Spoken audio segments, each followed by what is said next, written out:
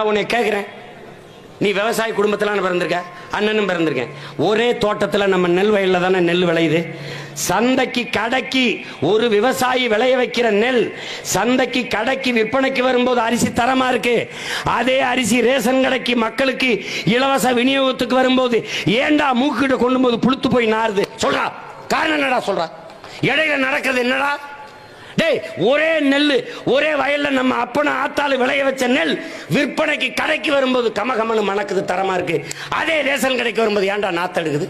சொல்றா பாப்போம். இடையில என்னடா நடக்குது? இது யார் தடுக்கிறது? எவன் தடுக்கிறது? யார் கேட்கறது?